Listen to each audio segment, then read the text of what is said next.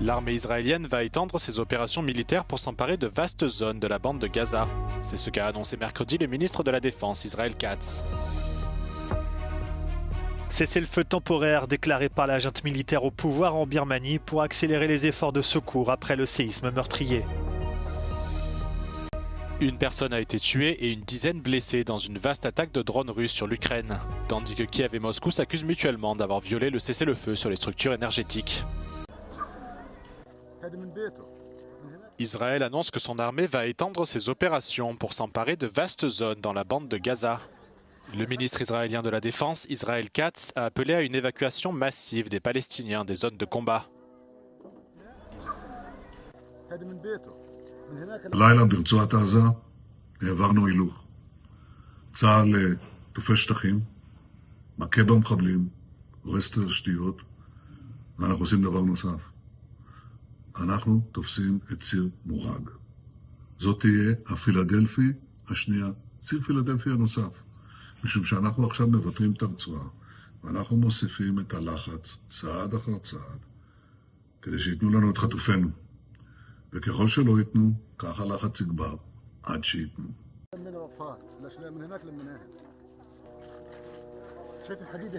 Israël maintient depuis longtemps une zone tampon à l'intérieur de Gaza, le long de sa barrière de sécurité. Cette zone s'est considérablement élargie depuis le début de la guerre contre le Hamas en 2023. Israël maintient que cette zone tampon est nécessaire à la sécurité de la région, tandis que les Palestiniens dénoncent une occupation illégale de leurs terres. Enfin, l'autorité palestinienne condamne ce qu'elle qualifie de massacre dans une clinique de l'Agence des Nations Unies pour les réfugiés palestiniens, où au moins 19 personnes ont été tuées par un bombardement mercredi.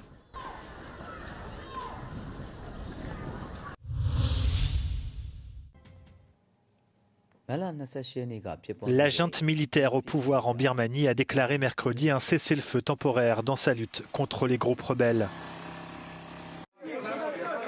Quelques jours après le puissant séisme qui a fait près de 3000 morts, la junte explique que la trêve de 20 jours doit permettre d'accélérer les efforts de secours et de reconstruction tout en maintenant la paix et la stabilité dans le pays. Une décision qui intervient au lendemain de l'annonce de la reprise des combats qui avait été critiquée par les Nations Unies. Les opérations de secours ont jusqu'à présent été entravées par la guerre civile en cours et les dégâts causés par le séisme aux routes et aux ponts. Les chances de retrouver des survivants s'amenuisent à mesure que les heures passent.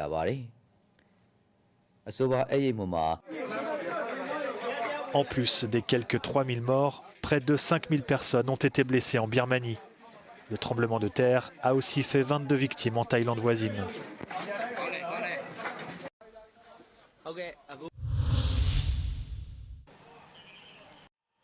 La Russie a lancé 74 drones sur l'Ukraine dans la nuit de mardi à mercredi, tuant une personne, en blessant 8 autres et causant d'importants dégâts matériels. L'armée de l'air ukrainienne affirme avoir abattu 41 des drones, tandis que 20 leurs ont disparu des radars. Les régions de Donetsk et d'Odessa ont également été visées. Les autorités régionales indiquent que 8 personnes, dont 3 enfants, ont été blessées à la suite de 15 frappes de drones russes sur la ville de Kharkiv dans l'est du pays. Les frappes ont également endommagé des immeubles et des bâtiments industriels.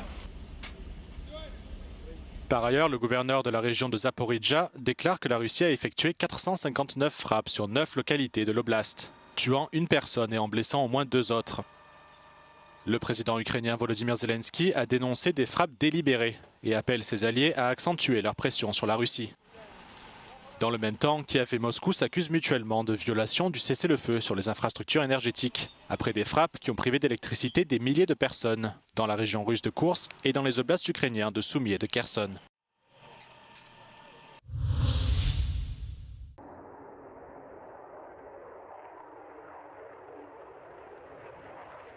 Face aux menaces extérieures, l'Europe peut compter sur environ 2000 avions de combat. Si les appareils européens, comme le français Rafale, le suédois Gripen ou encore le consortium européen Typhoon, constituent l'essentiel des forces aériennes du continent, le F-35 de l'américain Lockheed Martin apparaît incontournable. L'Italie a passé commande de 90 avions, l'Allemagne 35, la Belgique 34, la Pologne 32. En tout, l'Europe pourra s'appuyer dans les années à venir sur 200 appareils américains supplémentaires, au risque de maintenir une dépendance militaire malgré les appels de l'Union au réarmement et à l'autonomie stratégique. Il y a une forme de dépendance parce que c'est un appareil qui est très sophistiqué et qui nécessite beaucoup de maintenance. Ça signifie qu'il faut remplacer des pièces régulièrement. La chaîne logistique qui produit ces pièces, eh bien, elle est gérée par Lockheed Martin aux États-Unis. Et donc à ce niveau-là, on peut dire qu'il y a une forme de dépendance des États-Unis. En matière de forces aériennes, la technologie américaine dispose aussi d'un atout par rapport aux appareils européens.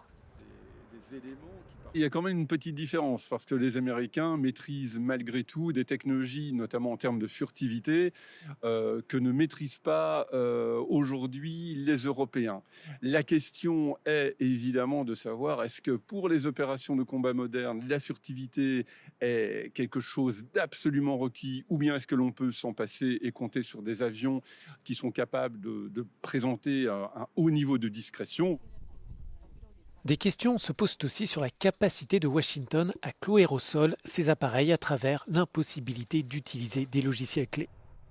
Toutefois, recourir à cet outil d'arrêt d'urgence, kill switch en anglais, pourrait porter un coup à la fiabilité américaine et aux lucratives exportations de son industrie militaire.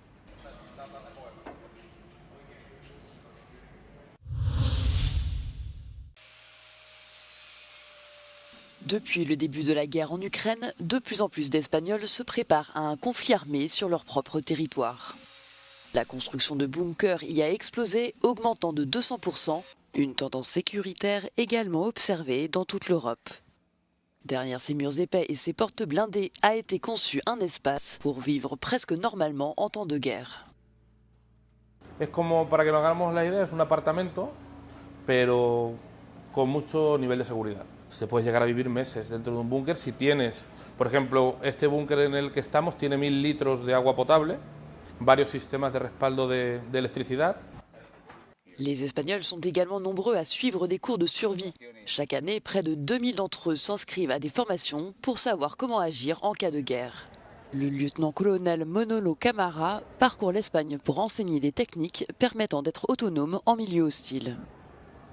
Tienes que saber hacer fuego, tienes que saber buscar agua, hacerte un refugio, moverte con el mapa, te van a faltar comida, te va a faltar agua, apoyo digamos sanitario, tienes que resolverlo tú, ¿no? L'UE a exhorté les citoyens à se munir d'un sac à dos de survie, mais pour le lieutenant-colonel, constituer ce kit ne suffit pas, il faut aussi un véritable plan de crise. Lo importante de la mochila es lo que no pesa y no ocupa lugar, que es los conocimientos, ¿no? Tenemos que tener un plan familiar para saber cada miembro de la familia qué tiene que hacer. Un pequeño almacén con agua, comida, linternas, las clásicas radio a pilas, manta térmica.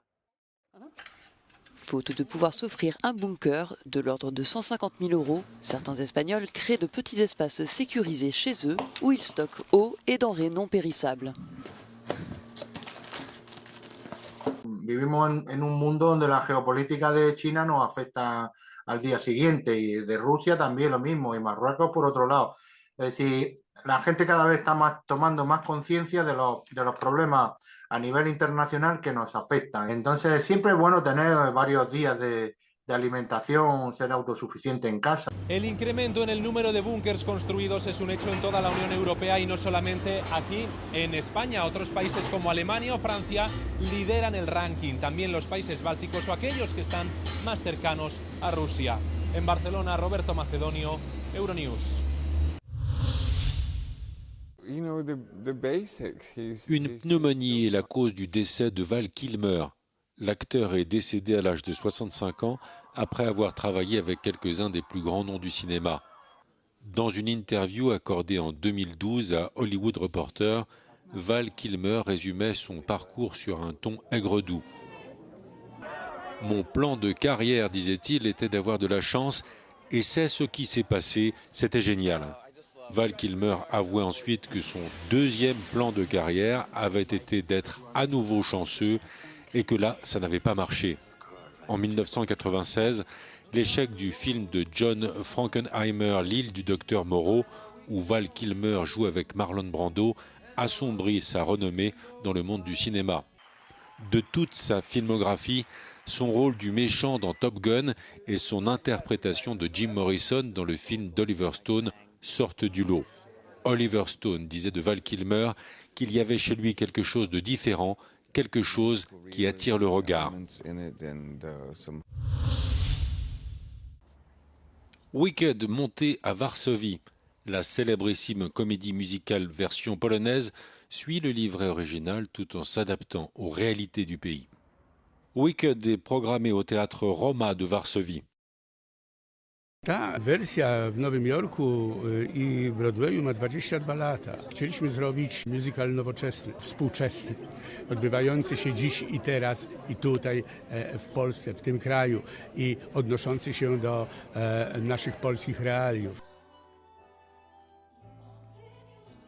Elfaba unosi się do góry, ucieka przed chcącymi ją zabić, zamordować mieszkańcami krainy Oz. I ta piosenka jest naprawdę chyba największym przebojem musicalowym.